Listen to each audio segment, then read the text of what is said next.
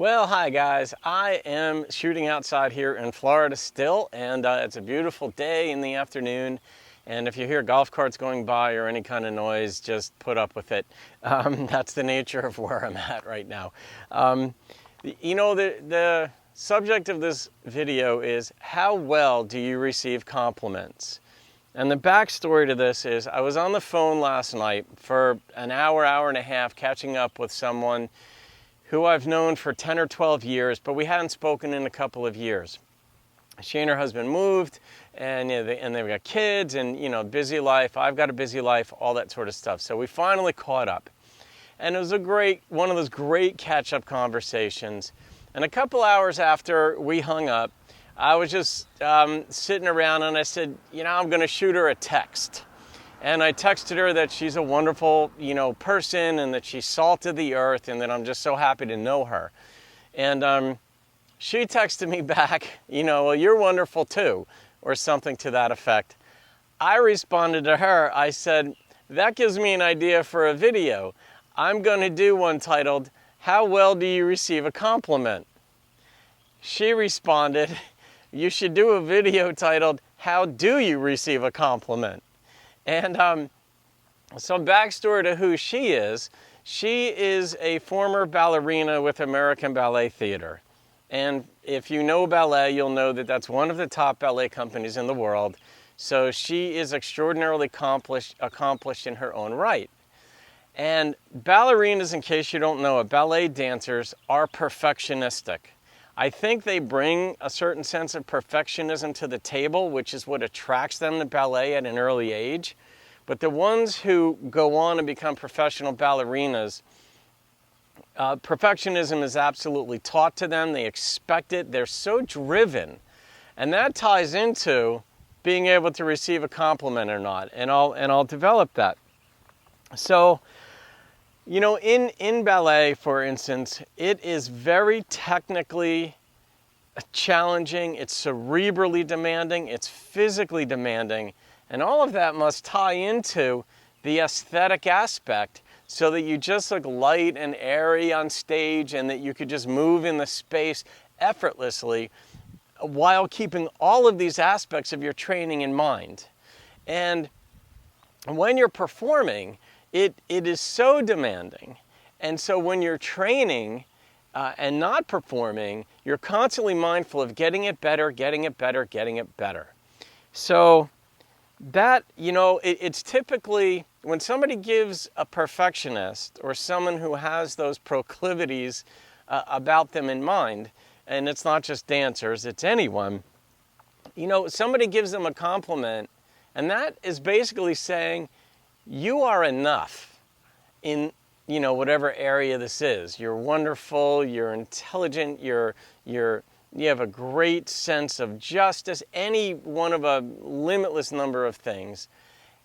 But their mindsets are, there's always more.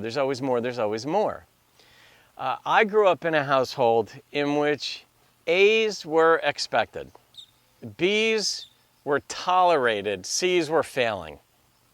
And so I didn't want to study, so I knew if I got B's, I'd be okay. I wouldn't be in trouble. I'd throw in an A in gym class, and then I would be fine. I wouldn't get in trouble, right? That was my goal when I was younger.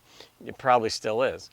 But, for me, it's also partly in me. I can relate to it that in my upbringing, and the way I think, I can always do better. I can always learn more. I can always go further.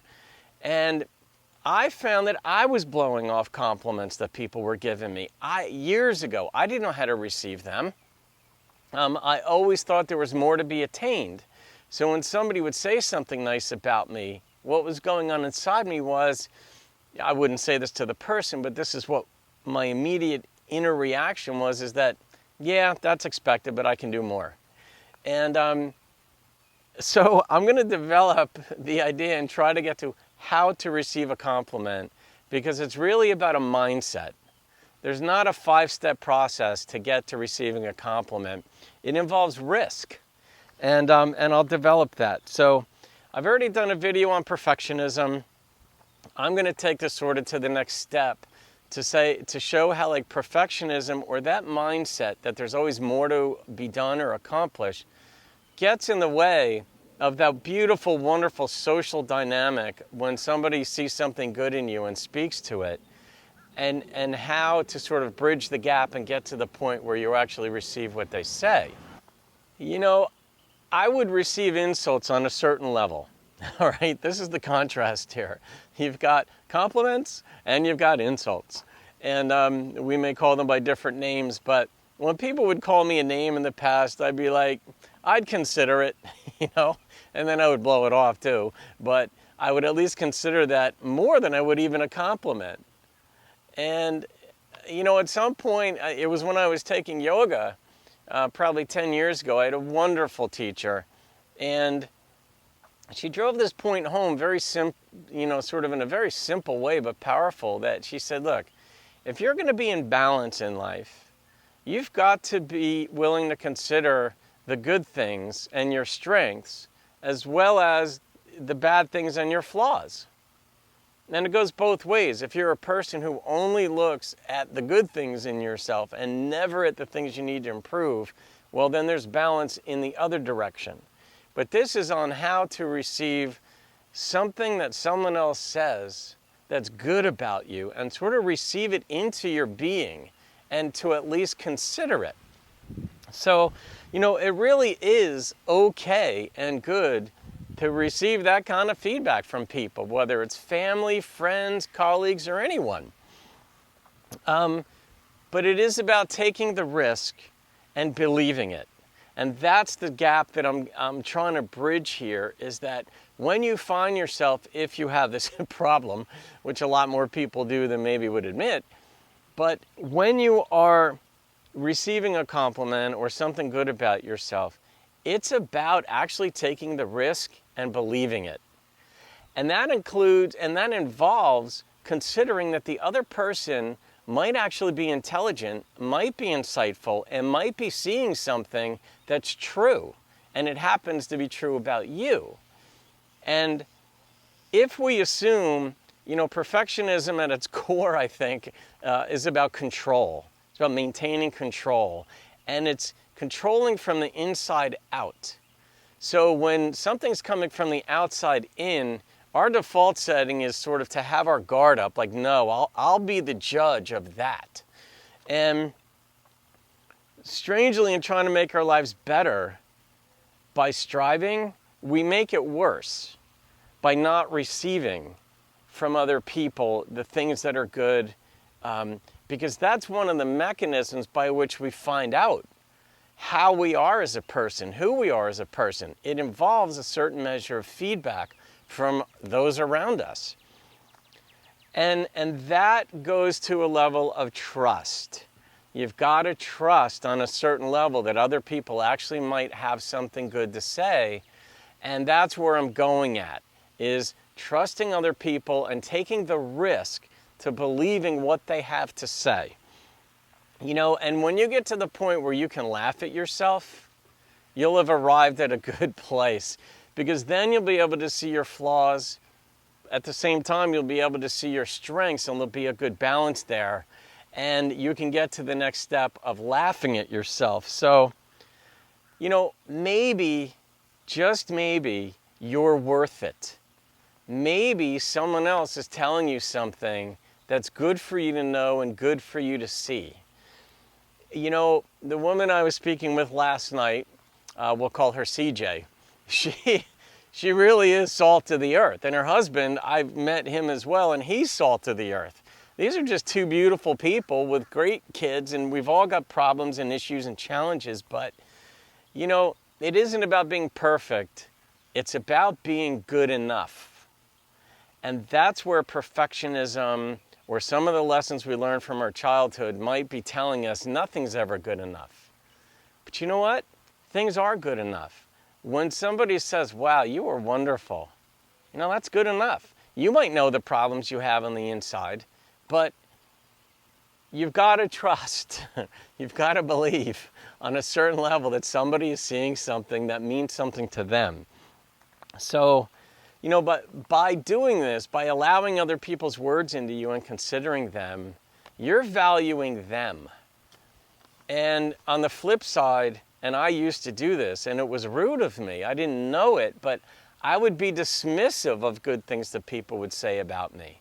I wasn't accustomed to hearing a lot of good things, but even when I was getting a little bit more accustomed to it, let's say, I still was in the habit of blowing it off, and it was really pretty rude of me. So receiving things from other people might actually be more of the spiritual side to life than we know.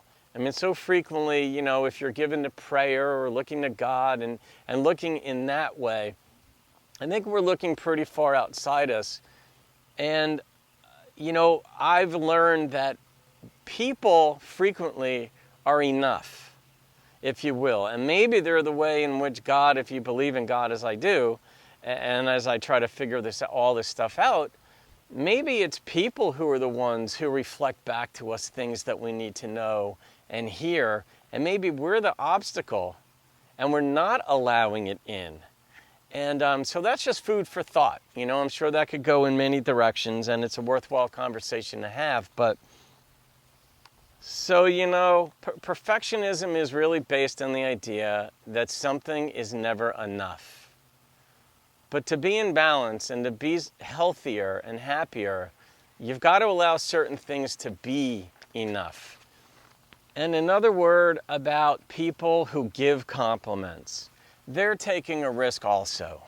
They know you may not receive their words. They know you might even be thinking, oh, they're trying to soften you up to get something from you, or whatever the myriad ways in which people try to manipulate. They know they're taking a risk. So when somebody is, you know, just purely giving you a compliment, let's say it's a friend, a family member, somebody that you trust and love, understand that, you know, at that moment they're giving you a compliment, it becomes a duet between the two of you. And you've got to trust them and they've got to trust you. You know, they want to trust you that you can receive this well.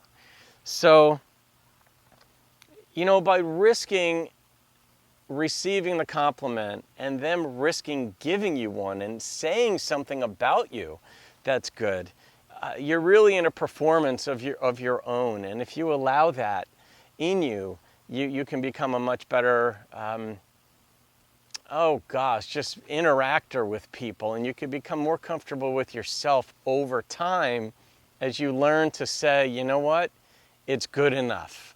It doesn't have to be perfect, because you're not going to get perfect anyway. So that's what I have to say. Hopefully that helps you receive a compliment and helps your relationships. And if you would, subscribe to my channel, and you'll get updates of my other videos. And if you want, make it on over to my website where you can find a way to contact me personally. And I hope you have a great day, guys. See you on another video. Bye-bye.